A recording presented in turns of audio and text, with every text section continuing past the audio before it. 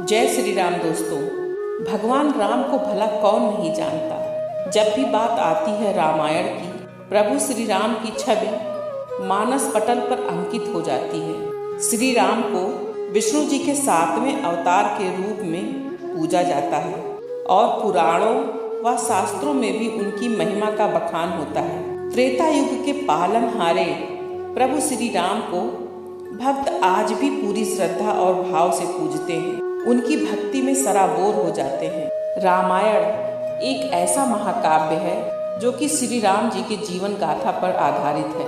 इसे आदि काव्य भी कहा जाता है। रामायण के 7 अध्याय हैं जो कांड के नाम से जाने जाते हैं। इसमें कुल लगभग 24,000 श्लोक हैं। रामायण सनातन संस्कृत की सबसे प्रसिद्ध और लोकप्रिय ग्रंथ है। आइए रामायण के 7 कांडों का संक्षिप्त वर्णन सुनते हैं। बालकांड रामचरितमानस का पहला और सबसे लंबा अध्याय है। इसमें 361 दोहे हैं। यह अध्याय विभिन्न देवी देवताओं के आवाहन से शुरू होता है। इस कांड में शिव और पार्वती की कई कहानियां भी शामिल हैं। इस अध्याय में अयोध्या में श्री राम जी का जन्म, उनका बचपन, उनकी शिक्षा दीक्षा, ऋषि विश्वामित्र के यज्ञ की सुरक्षा, जनकपुर में प्रवेश, भगवान शिव के धनुष को तोड़ने, सीता से विवाह और विवाह के पश्चात अयोध्या वापस लौटने का वर्णन किया गया है। रामचरितमानस का दूसरा कांड अयोध्या कांड है, जिसमें 326 दोहे हैं। दूसरा अध्याय अयोध्या में श्री राम के राज्याभिषेक की तैयारी से शुरू होता है। इस अध्याय में वर्णित अन्य घटनाओं में श्री राम का वनवास, राजा दशरथ की मृत्यु, अयोध्या में भरत की वापसी और उनका माता कैकेयी पर क्रोध और भरत और राम के वन में मिलन, और इसके पश्चात भरत के साथ अयोध्या के सिंहासन पर राम की पादुकाओं की स्थापना का वर्णन किया गया है। रामायण का तीसरा अध्याय अरण्यकांड है।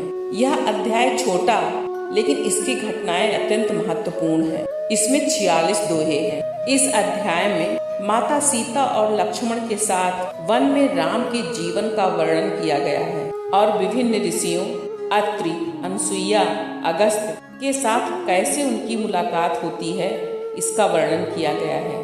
रावण की बहन सुपर्णखा से मिलना और लक्ष्मण द्वारा उनका अपमान और सीता जी के हरण जैसे घटनाओं का वर्णन किया गया है। किष्किंधा कांड यह रामचरितमानस का चौथा और सबसे छोटा अध्याय है।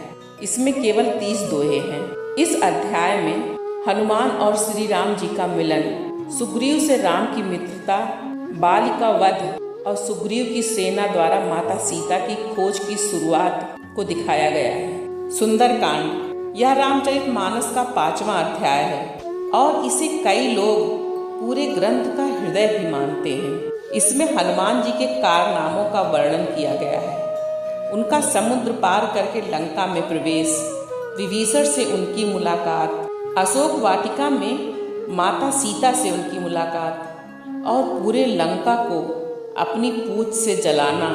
इस अध्याय में वर्णित अन्य प्रकरणों में विभीषण का अपमान, राम और रावण के बीच संदेशों का आदान और प्रदान आदि शामिल हैं।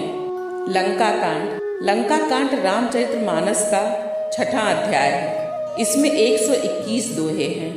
इस अध्याय में रावण की लंका में श्री राम के रहने की अवधि का वर्णन किया गया है। श्री राम का पूरे वानर सेना के साथ समुद्र पर एक पुल का निर्माण और लंका में प्रवेश करना तथा रावण के राज दरबार में अंगद का विफल शांति प्रस्ताव शामिल है। फिर युद्ध शुरू होने पर लक्ष्मण का मूर्छित होना और अंत में रावण के वध के साथ लड़ाई का अनुसरण का भी वर्णन है। लंका के राजा के रूप में विभीषण की ताजपोशी, सीता की वापसी और अयोध्या की यात्रा के बाद युद्ध के आयोजन का भी उल्लेख इस कांड में किया गया है। उत्तरकांड यह रामचरितमानस का 7वां और अंतिम अध्याय है। इसमें 130 दोहे हैं, जिसमें लंका में युद्ध के बाद होने वाली घटनाओं की बात कही गई है। इसकी प्रमुख घटनाएं राम के वनवास से अयोध्या में उनकी वापसी, अयोध्या के राजा के रूप में राम की ताजपोशी और उनके अनुकरणीय शासन राम राज्य का वर्णन किया गया है। इसके बाद भगवान राम के अवतार का प्रस्थान, गरुड़ और काकभुसुंडी के बीच संवाद और पाठ के समापन आवाहन का वर्णन किया गया है। दोस्तों, ये था रामचरितमानस और उसके 7 कांडों का संक्षिप्त वर्णन। अगर ये वीडियो आपको जरा भी अच्छी लगी हो तो वीडियो को लाइक और चैनल को सब्सक्राइब जरूर कीजिएगा। धन्यवाद।